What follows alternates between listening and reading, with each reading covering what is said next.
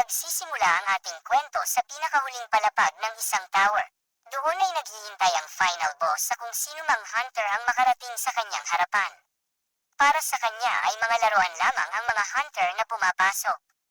Marami na ang sumubok na labanan siya, mula sa mga knight, warrior, at kahit mga bata ay sumubok na tapusin ang boss na ito pero hindi sila nagtagumpay. Ang boss na ito ay kilala sa pangalang Baphomet.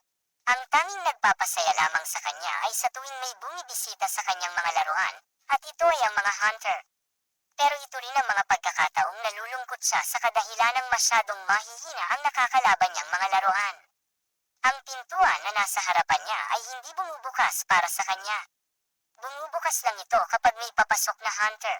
Masyadong boring na ang buhay niya sa loob ng tower na ito kaya hindi niya mapigil ang magalit at questionin ang lahat. Habang nag-i-emote siya ay napansin niyang may tumutunog na bagay sa sahig. Isang smartphone. Nang makita niya ito ay nakaisip siya ng isang ideya. Isang araw ay may isang laruan na muling napadpad sa kanyang palapag. Hinamon siya nito ng labanan pero ilang sandali lang ay bagbog sarado na ang laruan na ito. Hiniling ng hunter kay Baphomet na huwag siyang tapusin ito. Dahan-dahang lumapit si Baphomet sa hunter at tinanong kung ano ang bagay na ito. Ipinaliwanag ng hunter ang smartphone at sinabi na kaya lang itong buksan gamit ang facial recognition. Kinuha ni Baphomet ang ulo ng may-ari at itinapat sa smartphone. Patuloy na ipinaliwanag ng hunter ang mga kakayahan ng smartphone at kung ano ang meron sa labas ng tower. Nag-selfie din ang dalawa gamit ang camera ng smartphone. Patuloy na inaaliw ng hunter si Baphomet sa paggamit ng cellphone at dahan-dahan dinampot ang kanyang espada. Balak niya sanang tapusin ang boss habang naaaliw pa ito.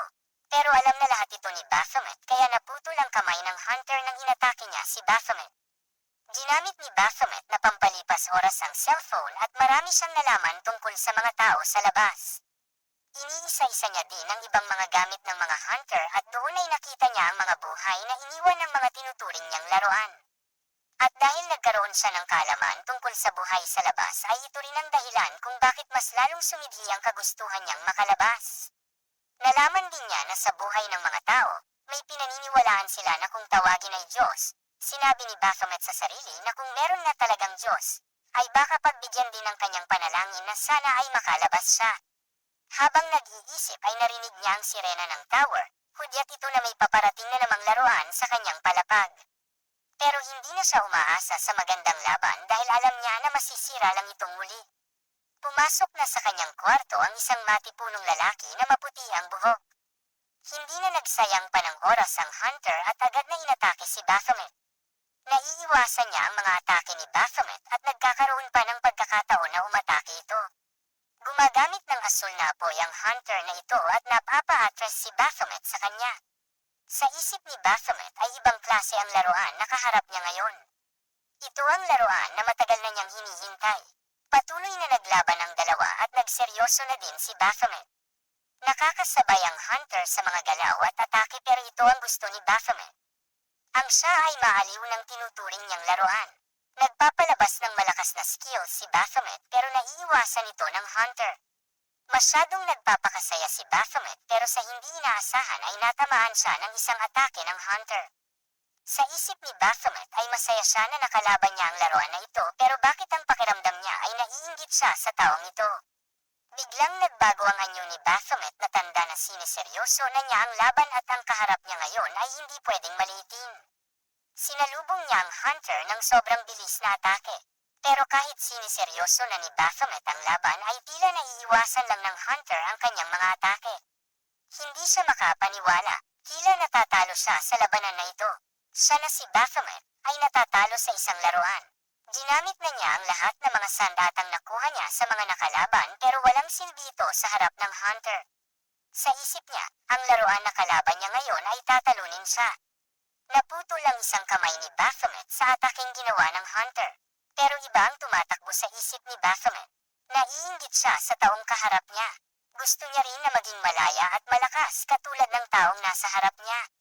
Gusto niya maging tao. Sa hindi inaasahang sandali ay may lumabas na mensahe para sa kanya. Isang quest. Kailangan niyang patayin ang hunter na si Raven na nasa harap niya. Kapag nagawa niya ito ay matutupad ang kanyang kahilingan. Pero tila huli na ang lahat. Nasaksak na siya ni Raven at tila ito na ang katapusan niya. Natanggap na ng mga hunter ang mensahe na ang Tower ng Abyss ay masisira na dahil napatay na ang boss nito. Kailangan na ni Raven na makaalis bago masira ang tower. Lumalabo na ang paningin ni Baphomet habang nakikitang lumalakad papalayo si Raven. Bigla siyang nakaipon ng lakas at hinawakan ang espadang nakabaon sa dibdib. Isang malakas na pagsabog ang nangyari sa pinakamataas na palapag ng tower. Ito na ang hudyat na unti-unting mawawasak na ang tower. Pagkalipas na ng ilang oras ay dumating na ang mga tagalinis ng nasirang tower at naghahanap ng mga katawan ng hunter na hindi nakalabas ng buhay. Habang naghahanap ay nakita nila ang isang taong walang damit. Tinanong siya ng mga trabahador kung ayos lang ba siya pero hindi siya sumasagot. Prinoproseso pa ng isip niya ang nangyayari. Sigurado siya na namatay siya sa itaas ng tower. Pero bago pala ang lahat ay nakabangon siya at nasubukan na atakihin si Raven. At sa huling sandali ay inubos niya ang lahat ng lakas niya at nahuli si Raven. At dahil dito ay natupad na ang kanyang kahilingan. Ang maging tao, tinatanong pa rin siya ng mga tao pero hindi siya sumasagot. Inaakala ng iba na siya ang nakaklear ng tower. Tinanong ng isang trabahador kung ano ang kanyang pangalan. Napangiti na lang siya at sinabi na ang pangalan niya ay Baphomet. Sa isip niya ay sa wakas. Naging tao na siya.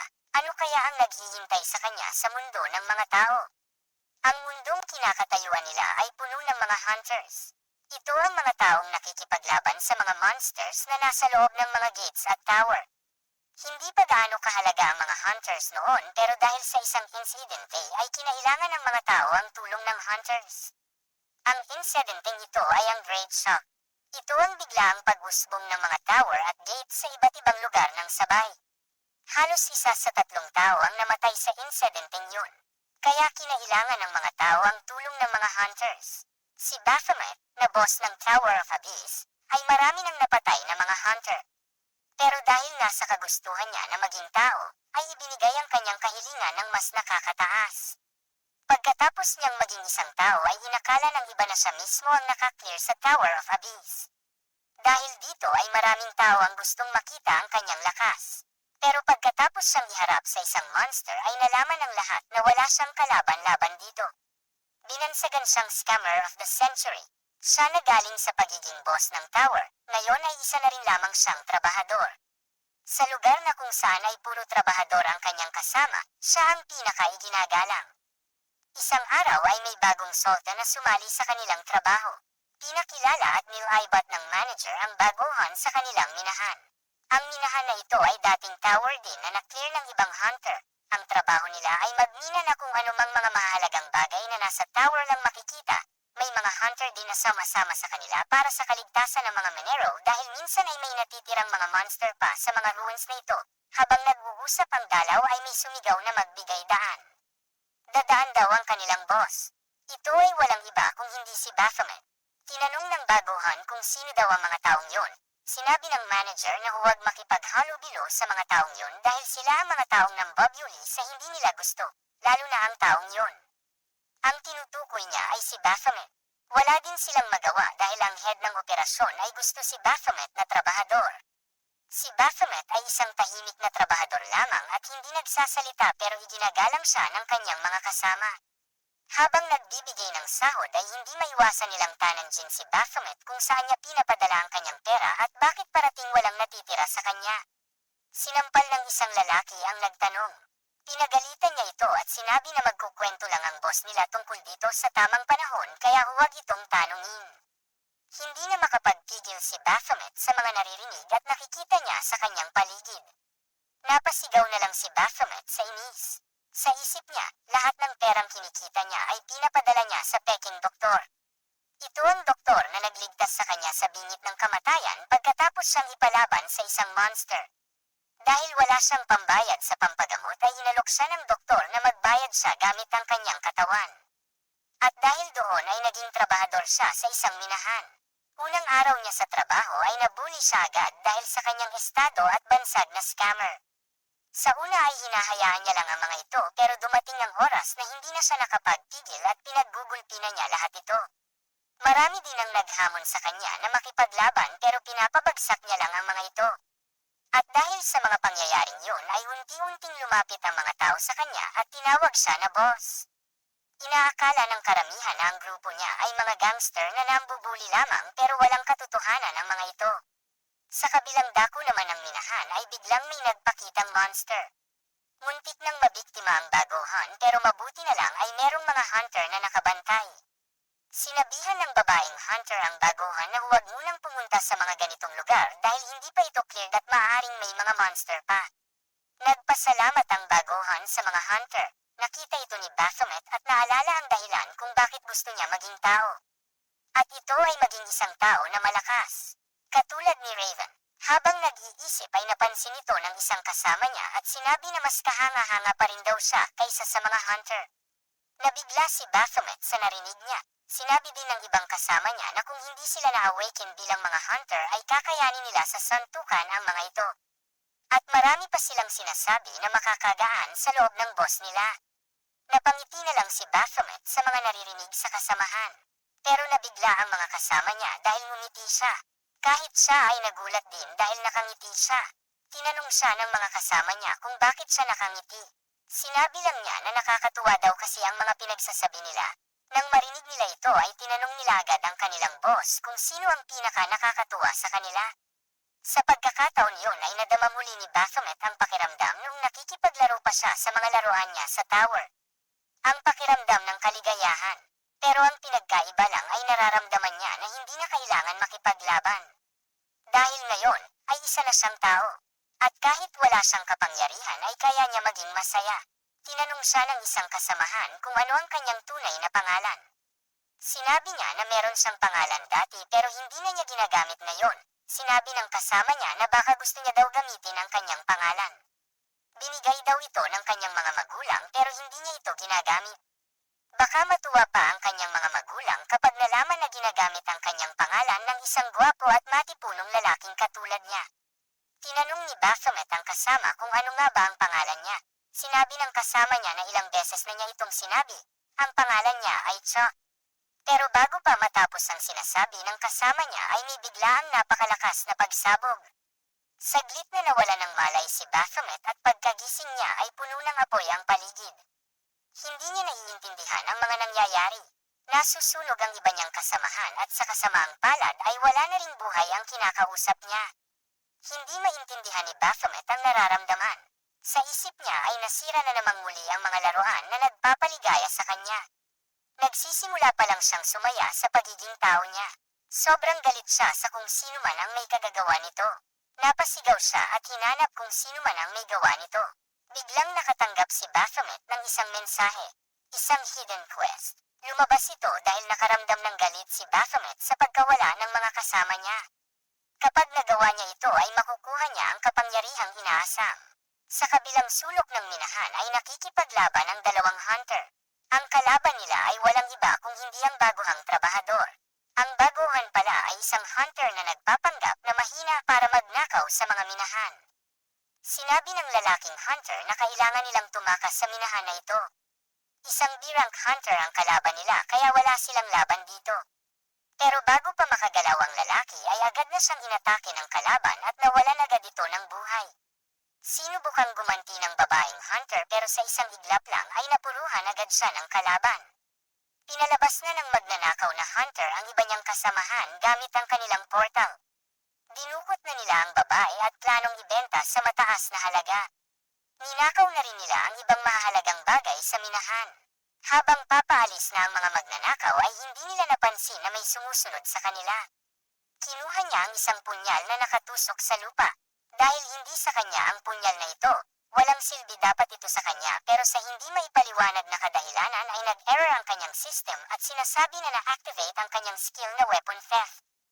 Dahil si Baphomet ay isang master of weapons, napasigaw ang babae at humingi ng tulong pero walang nakakarinig sa kanya. Susubukan sana siyang patahimikin ng isang lalaki pero sa isang iglap lang ay lumipad na ang kanyang ulo. Nagulat ang lahat sa nangyari. Pagtalikod ng hunter ay nakita niya na wala ng buhay ang mga kasamahan niya. Ang may gawa ay walang iba kung hindi si Baphomet. Tinatanong niya kung sino ang sumira sa mga laruan niya. Tinawanan lang siya ng kalaban at sinabihan na masyado na siyang matanda para sa mga laruan. Hindi na nagdalawang isip si Baphomet at inatake ang mga magnanakaw. Sinubukan nilang pigilan si Baphomet pero wala silang nagawa sa galing nito sa pakikipaglaban. Isa-isa niyang pinabagsak ang mga ito. Napahanga ang kalabang hunter sa kanyang pinakita. Tinanong niya si Baphomet kung ano ang rank nito sa pag-aakalang hunter din siya. Hindi sumagot si Baphomet at patuloy lang naglaban ang dalawa. Seneryoso na ng kalaban ang kanyang galaw at unti-unting nagtatamaw na ng sugat si Baphomet. Sa isip ng kalaban ay hindi siya kakayanin ng isang trabahador na hunter. Gumagamit pala ng tila kadenang espada ang kalaban. Mas mabisa daw ito sa mga kalabang hindi sanay sa labanan sa kapwa hunter. Pero hindi niya inaasahan na makikita ito ni Baphomet at nahuli.